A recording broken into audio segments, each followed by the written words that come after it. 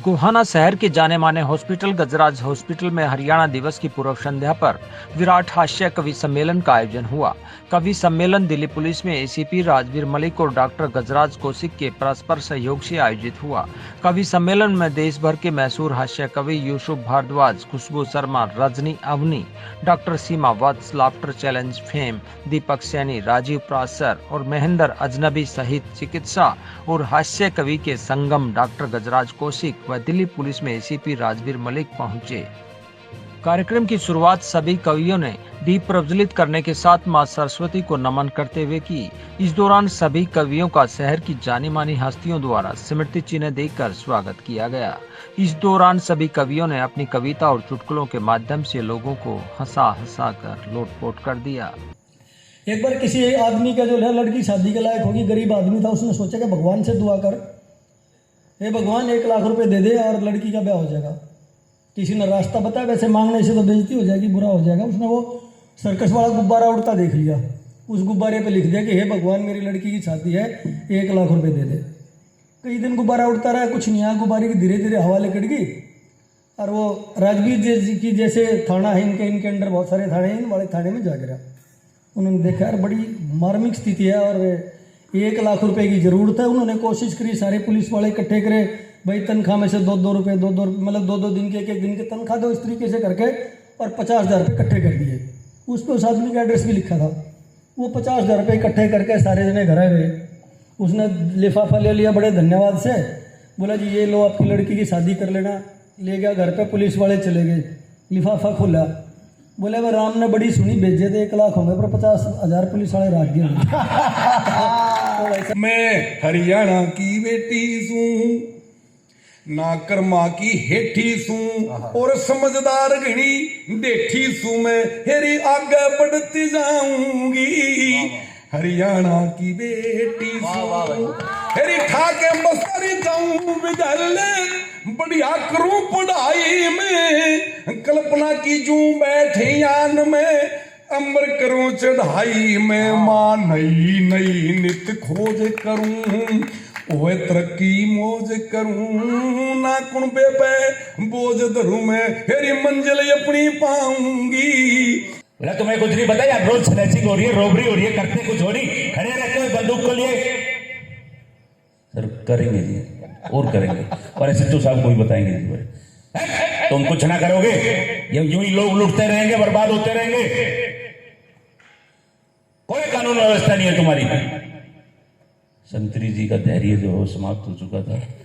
सैनी साहब को अंदर ले गए, 10 मिनट के बाद सैनी साहब जब बाहर आए, बोले कानून व्यवस्था अंदर ठीक है, बाहर ही खराब है।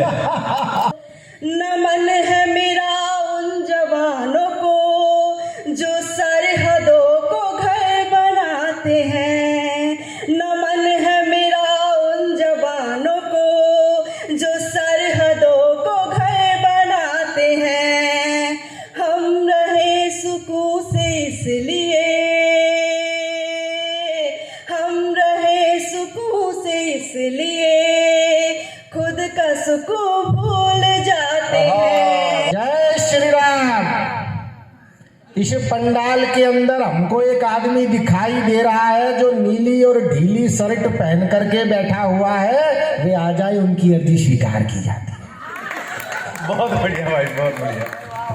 सामने आ गए। बाबा जी नमस्कार, मैं दिल्ली का सीएम। क्या सवाल मन में लेकर के आए हो? बाबा ने पर्चा बना रखा तुम्हारा पहले ही। बाबा जी मैं दिल्ली का सीएम हूँ, एलजी मेरी बात नहीं मानता, मोदी मुझे 26 जनवरी पे परेड भी नहीं करने देता, मैं प्रधानमंत्री बनना चाहता हूँ देश का। बाबा ने पर्चा बना रखा, बताओ कौन सा पर्चा खोले? बाबा जी कोई सा भी खोल दो। झूठा वादा हमें नहीं भाया, झूठा वादा हमें नहीं भाया, वो कभी वक्त पर नहीं आया। झूठा वादा हमें नहीं भाया, वो कभी वक्त पर नहीं आया। चांद लाने की बात करता है, फूल जो आज तक नहीं लाया।